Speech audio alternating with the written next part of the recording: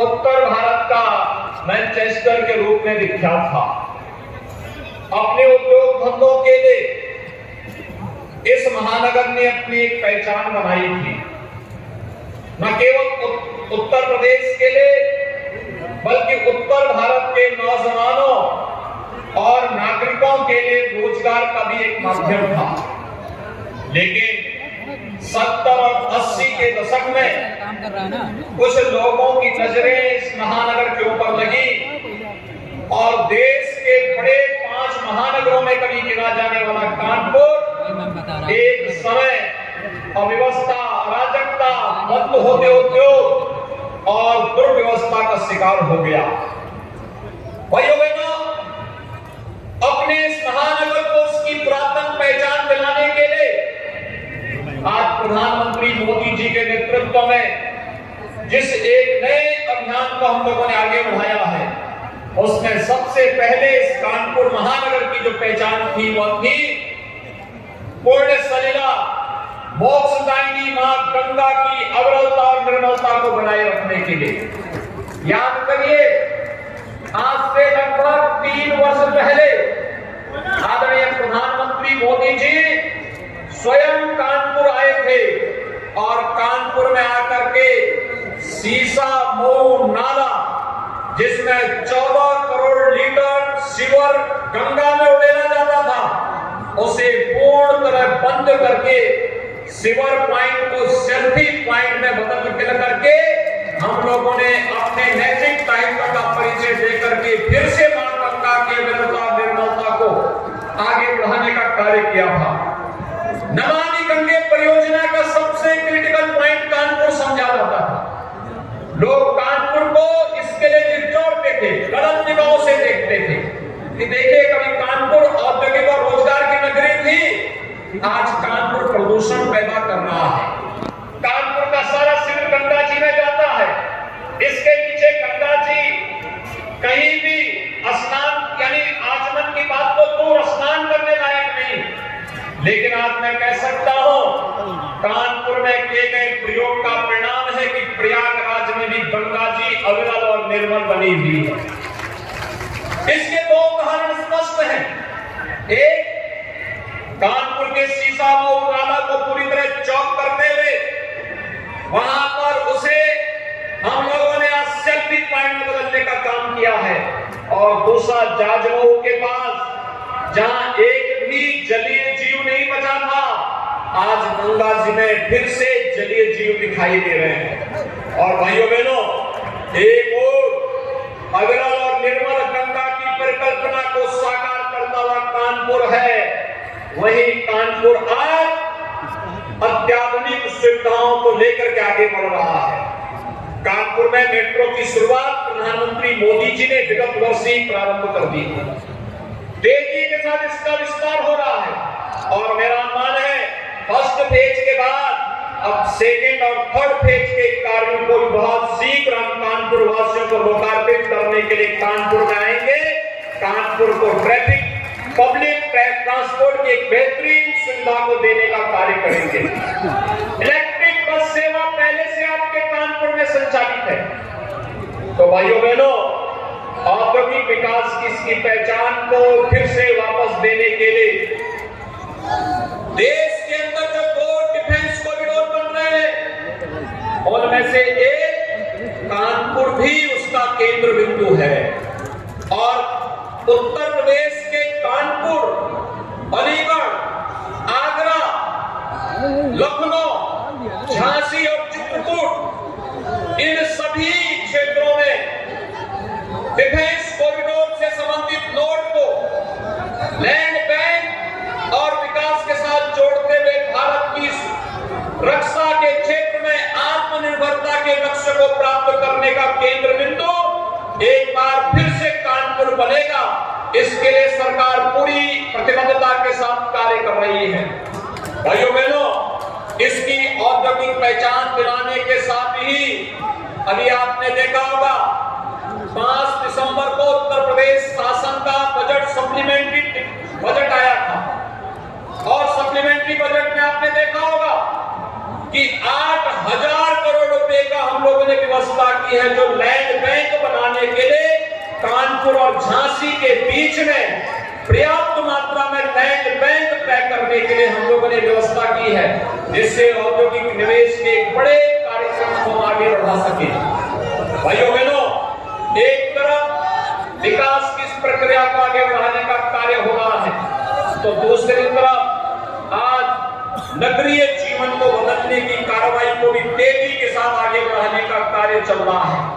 आपने देखा होगा आज यहाँ पर अभी कुछ देर पहले लाभार्थी परक योजनाओं का लाभ लाभार्थियों को दिया गया।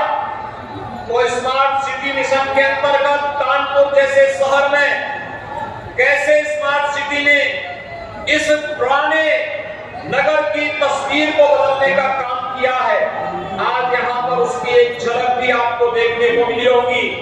400 करोड़ रुपए की अधिकतर परियोजनाएं कानपुर सिटी से जुड़ी हुई स्मार्ट सिटी मिशन से जुड़ी हुई परियोजनाएं हैं, जो कार्य बहुत पहले हो जाना चाहिए था, लेकिन उस कार्य में कोताही बरती गई।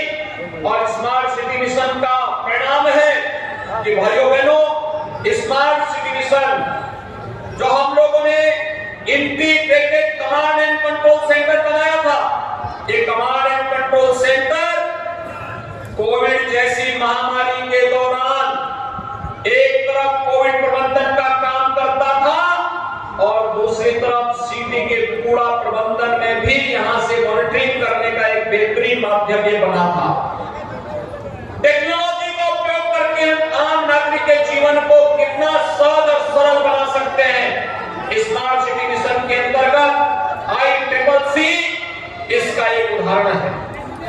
इंटीग्रेटेड ट्रैफिक मैनेजमेंट सिस्टम को इसके साथ जोड़ना और ICCC के साथ ही हमारे शहर सुरक्षित हो, इसके लिए सेफ सिटी की योजना इसी के साथ इंटीग्रेट कर देना, यह प्रदेश के अंदर देश के अंदर एक नए मॉडल के रूप में 18 ऐसी सिटी एक साथ ICCC के साथ इंटीग्रेट करते हुए सेफ सिटी के रूप में बन रहे हैं।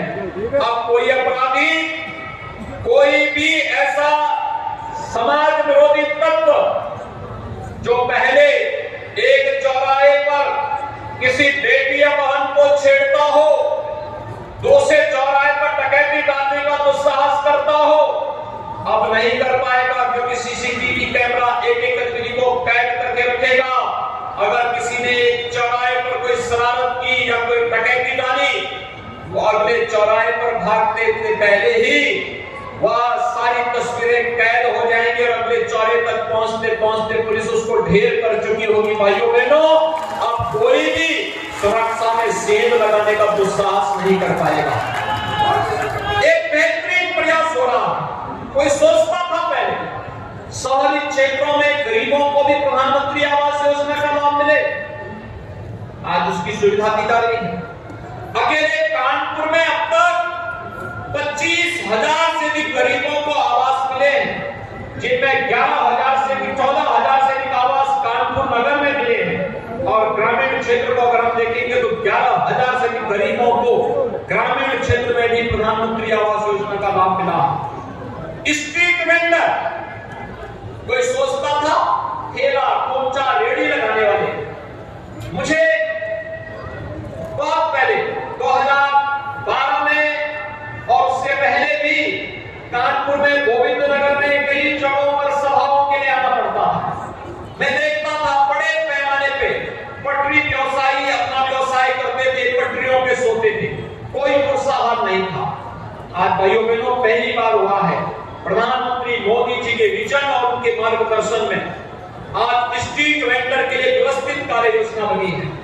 ब्याज फ्री लोन उन्हें उपलब्ध कराया जा रहा है और अकेले कानपुर के अंदर 78,000 से अधिक ऐसे लोगों को इस सुविधा का लाभ प्राप्त हुआ है, जिन्हें ब्याज फ्री लोन के साथ जोड़ करके जिनके जीवन को हम परिवर्तन के माध्यम से आगे बढ़ा सकते हैं, उन्हें स्वावलंबन की ओर अग्रसर कर सकते हैं। अन्यथा कोरोना महामारी ऐसी महामारी आई थी जो न केवल अर्थव्यवस्था के लिए बल्कि प्रत्येक नागरिक के जीवन पर भारी पड़ती हुई दिखाई दे रही थी।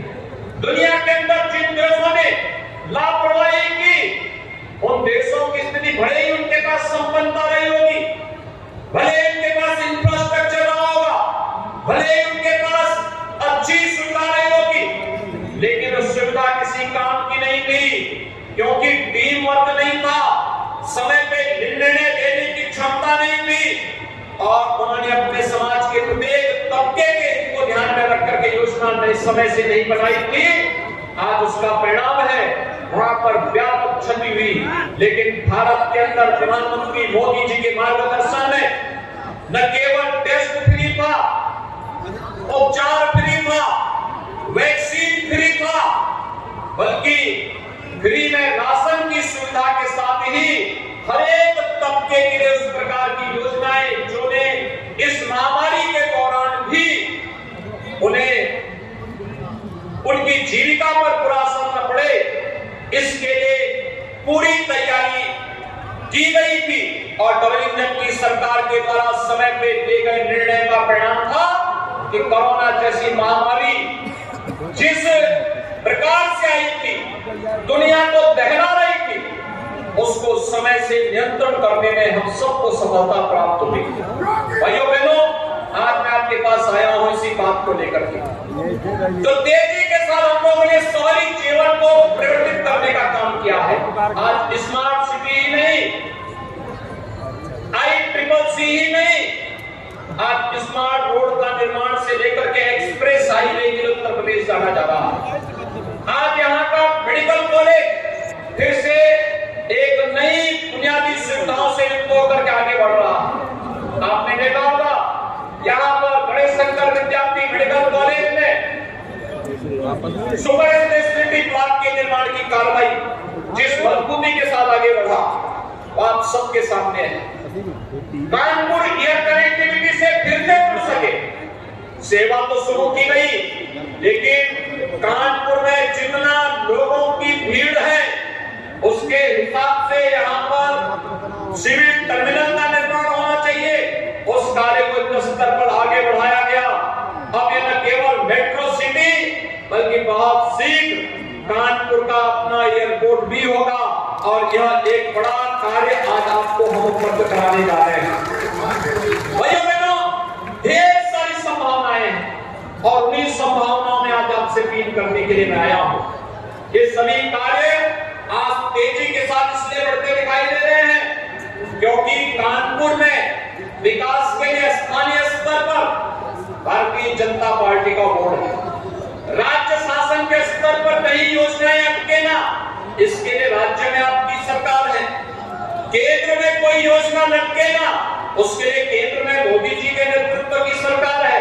ये ट्रिपल इंजन की सरकार विकास की स्पीड को भी 3 गुना करती हुई दिखाई दे रही है, और इसलिए हर एक सेक्टर में कुछ न कुछ नया करने का कार्य हुआ।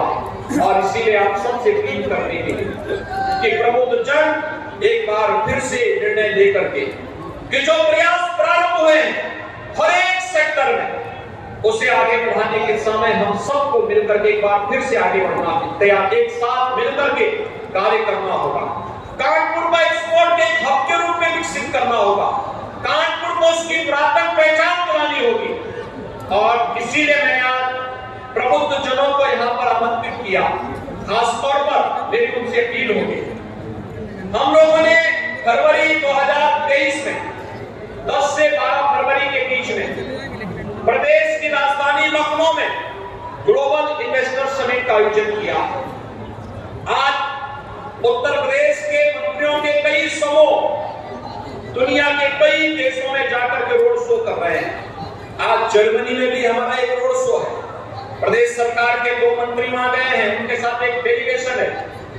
और आप आश्चर्य करेंगे कि जब हमारा एक डेलीगेशन जर्मनी में है, आज ऑस्ट्रेलिया का एक डेलीगेशन उससे मिलने के लिए स्वयं लखनऊ में आया था, और सब इस बात को लेकर के साहब हम उत्तर प्रदेश में निवेश करना चाहते हैं। देश और दुनिया का निवेश हम आमंत्रित कर रहे हैं। मैं कानपुर के निवेशकों, उद्यमियों और व्यापारियों का भी आह्वान करने के लिए आया हूं कि हम भी निवेश करने के लिए अपने शहर में या उत्तर प्रदेश में जहां कहीं भी जिस भी सेक्टर में आप निवेश करना चाहेंगे, उस सेक्टर में निवेश करने के बाद संभावनाएं यूपी में है।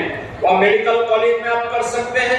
एक one district one medical college की दिशा में प्रदेश आगे बढ़ रहा है। शिक्षा के हब के रूप में सिटी को विकसित करने की कार्रवाई में आप कर सकते हैं।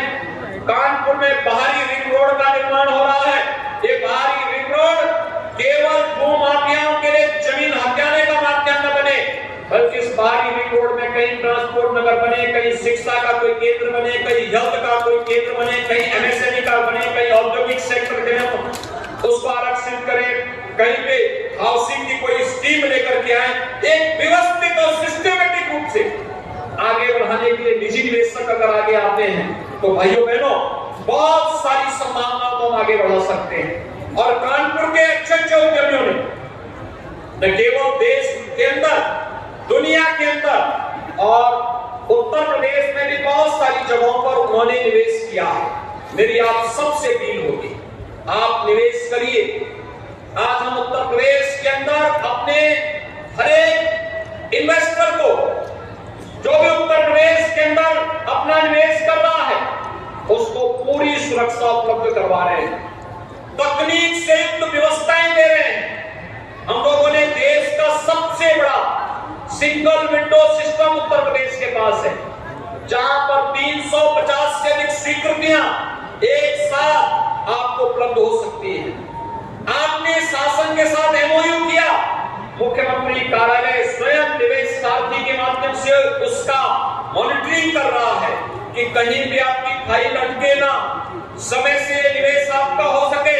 और आपने निवेश कर दिया तो इंसेंटिव देने के लिए भी आपको कार्यालयों का चक्कर नहीं लगाना पड़ेगा, बल्कि स्वयं हम लोगों ने अपने पोर्टल में अपनी बात कही और उसके बाद इंसेंटिव आपके अकाउंट में स्वतः आता हुआ दिखाई देगा। भाइयों बहनों, आज उत्तर प्रदेश के दिशा में आगे बढ़ा है। मैं कानपुर के अपने सभी उद्यमियों से भी इस बारे में अपील करूंगा, हमें निर्णय लेना चाहिए। हर एक सेक्टर में संभावनाएं हैं। एक स्कूल और अच्छा विश्वविद्यालय खोलना, कोई टेक्निकल इंस्टीट्यूशन खोलना, कोई स्किल डेवलपमेंट का सेंटर खोलना, एमएसएमई के तमाम संभावनाएं कानपुर में है। कानपुर में औद्योगिक निवेश की ढेर सारी संभावनाएं हैं। किसी भी सेक्टर में जो 25 ऐसे सेक्टोरियल पॉलिसी राज्य सरकार ने बनाई है, इनमें जहां कहीं भी आपको लगता है कि आप निवेश करके न केवल अपनी पूंजी को सुरक्षित कर सकते हैं, बल्कि उत्तर प्रदेश के विकास में और प्रधानमंत्री जी के विजन के अनुरूप भारत की अर्थव्यवस्था को $5 ट्रिलियन की अर्थव्यवस्था बनाने में योगदान दे सकते हैं। उत्तर प्रदेश इस दिशा में भारत की अर्थव्यवस्था की एक ग्रोथ इंजन के रूप में काम कर सके, इसके लिए मुझे लगता है कि हर एक व्यक्ति अपने अपने क्षेत्र में अगर कार्य करना प्रारंभ कर देगा तो हम बेहतरीन परिणाम देने में सफल होंगे। आज कानपुर इस दिशा में इस प्रयास के साथ जुड़ेगा, इस विश्वास के साथ 400 करोड़ रुपए की जिन परियोजनाओं का लाभ आज भाइयों बहनों आपको प्राप्त हो रहा है, इन सभी परियोजनाओं के लिए मैं आप सबको बधाई देता हूं, अपनी शुभकामनाएं देता हूं और विश्वास व्यक्त करता हूं कि स्थानीय निकाय के साथ साथ ग्लोबल इन्वेस्टर समिट के लिए हमारे प्रबुद्ध जनों का पूरा आशीर्वाद भारतीय जनता पार्टी के साथ प्राप्त होगा। आप सबके प्रति मेरी शुभकामनाएं। धन्यवाद। जय हिंद।